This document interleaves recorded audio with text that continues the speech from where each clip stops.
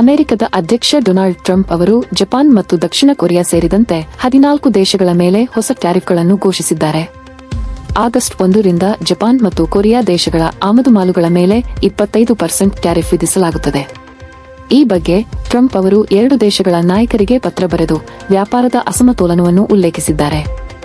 Japan ಮತ್ತು Korea ಮಾತ್ರವಲ್ಲದೆ Malaysia, Kazakhstan, ದಕ್ಷಿಣ Africa, Laos, Myanmar ಸೇರಿದಂತೆ ಇನ್ನಿತರ ದೇಶಗಳಿಗೂ 25% ರಿಂದ 40% ವರೆಗೆ ವಿವಿಧ ದರದ ಟ್ಯಾರಿಫ್ಗಳು ವಿಧಿಸಲಾಗುತ್ತಿವೆ. ಟ್ರಂಪ್ ಸರ್ಕಾರವು ಮೊದಲಿಗೆ ಜುಲೈ 9 ರೊಳಗೆ ವ್ಯಾಪಾರ ಒಪ್ಪಂದಕ್ಕೆ ಬರುವಂತೆ ದೇಶಗಳಿಗೆ ಗಡುವು ನೀಡಿತ್ತು. ಆದರೆ ಈಗ ಈ ಗಡುವನ್ನು ಆಗಸ್ಟ್ 1 ರವರೆಗೆ ವಿಸ್ತರಿಸಲಾಗಿದೆ. ಭಾರತ ಮತ್ತು ಅಮೆರಿಕದ ನಡುವೆ ವ್ಯಾಪಾರ ಮಾತುಕತೆಗಳು ನಡೆಯುತ್ತಿವೆ. ಭಾರತಕ್ಕೆ ಈ ವಿಸ್ತರಣೆ ಸೌಲಭ್ಯ ನೀಡಿದ್ದು ಮಧ್ಯಂತರ ಒಪ್ಪಂದಕ್ಕೆ ಇನ್ನಷ್ಟು ಸಮಯ ಸಿಗಲಿದೆ. ಭಾರತ ತನ್ನ ಕೃಷಿ ಉತ್ಪನ್ನಗಳ ಮೇಲಿನ ಅಮೆರಿಕದ ಒತ್ತಡವನ್ನು ಎದುರಿಸುತ್ತಿದ್ದು, ಅಮೆರಿಕ ಕೂಡ ತನ್ನ ಉತ್ಪನ್ನಗಳಿಗೆ ಹೆಚ್ಚಿನ ಪ್ರವೇಶವನ್ನು ಬೇಡಿಕೆ ಹಾಕಿದೆ. ಭಾರತ ಮತ್ತು ಅಮೆರಿಕ 2 ದೇಶಗಳು ಪರಸ್ಪರ ಲಾಭದಾಯಕ ಒಪ್ಪಂದಕ್ಕೆ ಬರುವ ನಿರೀಕ್ಷೆಯಿದೆ. ಈ ಹೊಸ ಟ್ಯಾರಿಫ್ ಘೋಷಣೆಯ ಪರಿಣಾಮವಾಗಿ ಜಾಗತಿಕ ಮಾರುಕಟ್ಟೆಗಳಲ್ಲಿ ಅಸ್ಥಿರತೆ ಕಂಡುಬಂದಿದೆ. ಅಮೆರಿಕದ ಷೇರು ಮಾರುಕಟ್ಟೆಗಳಲ್ಲಿ ಕುಸಿತ ಕಂಡುಬಂದಿದೆ. ಹಲವು ದೇಶಗಳು ತೀವ್ರ ಮಾತುಕತೆ ನಡೆಸುತ್ತಿವೆ. ಟ್ರಂಪ್ ಅವರು ಪ್ರತಿದಂಡನೆಗೆ ಮುಂದಾದರೆ ಇನ್ನಷ್ಟು ಟ್ಯಾರಿಫ್ ಹೆಚ್ಚಿಸುವ ಎಚ್ಚರಿಕೆ ನೀಡಿದ್ದಾರೆ. ಒಟ್ಟಿನಲ್ಲಿ ಟ್ರಂಪ್ ಅವರ ಹೊಸ ಟ್ಯಾರಿಫ್ ನೀತಿ ಜಾಗತಿಕ ವ್ಯಾಪಾರಕ್ಕೆ ದೊಡ್ಡ ಸವಾಲಾಗಿ ಪರಿಣಮಿಸಿದೆ. ಭಾರತ ಸೇರಿದಂತೆ ಹಲವು ದೇಶಗಳು ತಮ್ಮ ಹಿತಾಸಕ್ತಿಗಾಗಿ ಮಾತುಕತೆ ಮುಂದುವರೆಸಿವೆ.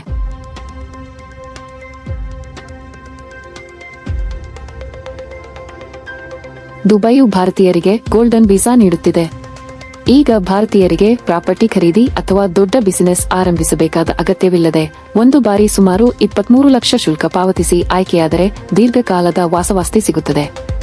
ಈ ಹೊಸ ಯೋಜನೆಯು ವೈದ್ಯರು, ಶಿಕ್ಷಕರು, ಕಂಟೆಂಟ್ ಕ್ರಿಯೇಟರ್ಗಳು, ವಿಜ್ಞಾನಿಗಳು, ಹಿರಿಯ ಅಧಿಕಾರಿಗಳು, ನರ್ಸುಗಳು, ಯೂಟ್ಯೂಬರ್ಗಳು, ಸ್ಪೋರ್ಟ್ಸ್ ಆಟಗಾರರು, ಸಮುದ್ರ ವೃತ್ತಿಪರರು ಸೇರಿದಂತೆ ಹಲವಾರು ವೃತ್ತಿಗಳವರಿಗೆ ಅವಕಾಶ ನೀಡಿದೆ. ಅರ್ಜಿದಾರರು ಹಿನ್ನೆಲೆ ಪರಿಶೀಲನೆ, ಅಪರಾಧ ದಾಖಲೆ, ಹಣಕಾಸು ಸ್ವಚ್ಛತೆ, ಸಾಮಾಜಿಕ ಮಾಧ್ಯಮ ಚಟುವಟಿಕೆ ಮುಂತಾದವುಗಳಲ್ಲಿ ತಪಾಸಣೆಗೆ ಒಳಗಾಗುತ್ತಾರೆ.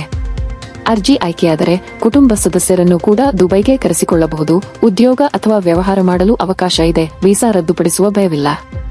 ಇಂತಹ ಗೋಲ್ಡನ್ ವೀಸಾ ಅವಕಾಶಕ್ಕೆ ಭಾರತೀಯರು ಹೆಚ್ಚಿನ ಆಸಕ್ತಿ ತೋರಿಸುತ್ತಿದ್ದಾರೆ.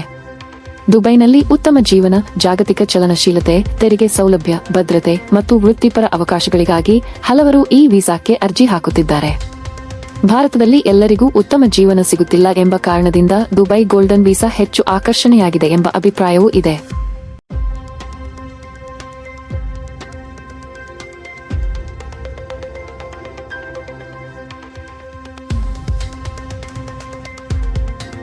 ಅದಾನಿ ಪವರ್ ಲಿಮಿಟೆಡ್ ಕಂಪನಿ ಮಹಾರಾಷ್ಟ್ರದ ನಾಗಪುರ ಜಿಲ್ಲೆಯ ಬುಟಿಬೋರಿಯಲ್ಲಿ ಇರುವ 600 ಮೆಗಾವಾಟ್ ಸಾಮರ್ಥ್ಯದ ವಿದರ್ಭ ಇಂಡಸ್ಟ್ರೀಸ್ ಪವರ್ ಲಿಮಿಟೆಡ್ ವಿಐಪಿಎಲ್ ಅನ್ನು ಯಶಸ್ವಿಯಾಗಿ ಪಡೆದುಕೊಂಡಿದೆ. ಈ ವಿಲೀನ ಪ್ರಕ್ರಿಯೆ ಜುಲೈ 7, 2025 ರಂದು ಪೂರ್ಣಗೊಂಡಿದ್ದು, ಕಂಪನಿಯ ಒಟ್ಟು ಕಾರ್ಯನಿರ್ವಹಣಾ ಸಾಮರ್ಥ್ಯ ಈಗ 18,150 ಮೆಗಾವಾಟ್ಗೆ ತಲುಪಿದೆ. ಈ ವಿಲೀನದ ಒಟ್ಟು ಮೌಲ್ಯ 4,000 ಕೋಟಿಯಾಗಿದೆ.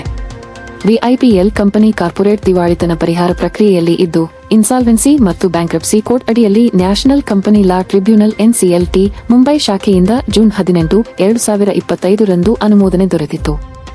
ಈ ವಿಲೀನದೊಂದಿಗೆ ವಿಐಪಿಎಲ್ ಕಂಪನಿ ಸಂಪೂರ್ಣವಾಗಿ ಅದಾನಿ ಪವರ್ ಲಿಮಿಟೆಡ್ನ ಅಂಗಸಂಸ್ಥೆಯಾಗಿದ್ದು, ಕಂಪನಿಯು ಮುಂದಿನ ದಿನಗಳಲ್ಲಿ ತನ್ನ ಸಾಮರ್ಥ್ಯವನ್ನು 30,670 ಮೆಗಾವಾಟ್ಗೆ ಹೆಚ್ಚಿಸುವ ಗುರಿಯನ್ನು ಹೊಂದಿದೆ. ಈಗಾಗಲೇ ಮಧ್ಯಪ್ರದೇಶ, ಛತ್ತೀಸ್ಗಢ, ರಾಜಸ್ಥಾನ, ಉತ್ತರ ಪ್ರದೇಶ ಸೇರಿದಂತೆ ಹಲವು ರಾಜ್ಯಗಳಲ್ಲಿ ಹೊಸ ಪವರ್ ಯೋಜನೆಗಳನ್ನು ನಿರ್ಮಿಸುತ್ತಿದೆ. ಅದಾನಿ ಪವರ್ ಕಂಪನಿಯು ಭಾರತಕ್ಕೆ ವಿಶ್ವಾಸಾರ್ಹ ಹಾಗೂ ಕಡಿಮೆ ದರದ ವಿದ್ಯುತ್ ಪೂರೈಕೆ ಮಾಡುವ ಮೂಲಕ ದೇಶದ ಅಭಿವೃದ್ಧಿಗೆ ಸಹಕಾರ ನೀಡುವುದಾಗಿ ತಿಳಿಸಿದೆ.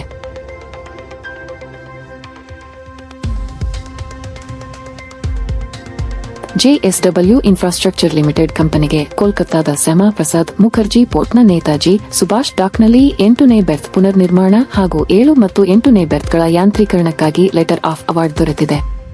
ಈ ಯೋಜನೆ ಡಿಸೈನ್, ಬಿಲ್ಡ್, ಫೈನಾನ್ಸ್, ಆಪರೇಟ್ ಮತ್ತು ಟ್ರಾನ್ಸ್ಫರ್ ಆಧಾರದ ಮೇಲೆ ಪಿಪಿಪಿ ಮಾದರಿಯಲ್ಲಿ ಜಾರಿಗೆ ಬರುತ್ತದೆ.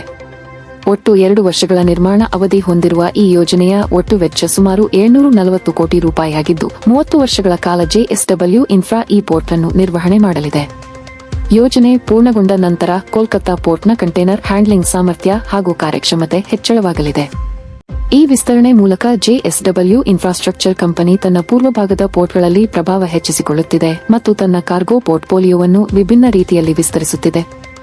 ಈಗಾಗಲೇ ಪಶ್ಚಿಮ ಕರಾವಳಿಯಲ್ಲಿ ನ್ಯೂ ಮಂಗಳೂರು ಕಂಟೈನರ್ ಟರ್ಮಿನಲ್ನ ಸಾಮರ್ಥ್ಯ ಹೆಚ್ಚಿಸಲಾಗುತ್ತಿದ್ದು, ಈ ಹೊಸ ಯೋಜನೆಯೊಂದಿಗೆ ಕಂಪನಿಯ ಒಟ್ಟು ಕಂಟೈನರ್ ಹ್ಯಾಂಡ್ಲಿಂಗ್ ಸಾಮರ್ಥ್ಯ ಸುಮಾರು 1 ಮಿಲಿಯನ್ TEUsಗೆ ತಲುಪಲಿದೆ. JSW ಇನ್ಫ್ರಾ ಭಾರತದಲ್ಲಿ ಎರಡನೇ ಅತಿ ದೊಡ್ಡ ಖಾಸಗಿ ಪೋರ್ಟ್ ಆಪರೇಟರ್ ಆಗಿದ್ದು, ದೇಶದ ಪಶ್ಚಿಮ ಮತ್ತು ಪೂರ್ವ ಕರಾವಳಿಗಳಲ್ಲಿ 12 ಪೋರ್ಟ್ ಕನ್ಸೆಷನ್ಗಳನ್ನು ಹೊಂದಿದೆ. ಕಂಪನಿ 2030ರೊಳಗೆ ತನ್ನ ಒಟ್ಟು ಕಾರ್ಗೋ ಹ್ಯಾಂಡ್ಲಿಂಗ್ ಸಾಮರ್ಥ್ಯವನ್ನು 400 ಮಿಲಿಯನ್ ಟನ್ ಪ್ರತಿ ವರ್ಷಕ್ಕೆ ಹೆಚ್ಚಿಸುವ ಗುರಿಯನ್ನು ಹೊಂದಿದೆ. JSW ಇನ್ಫ್ರಾ ಪರಿಸರ ಸ್ನೇಹಿ ಹಾಗೂ ತಂತ್ರಜ್ಞಾನ ಆಧಾರಿತ ಪೋರ್ಟ್ ವ್ಯವಸ್ಥೆಗಳ ಮೂಲಕ ಗ್ರಾಹಕರಿಗೆ ಉತ್ತಮ ಸೇವೆ ನೀಡುತ್ತಿದೆ.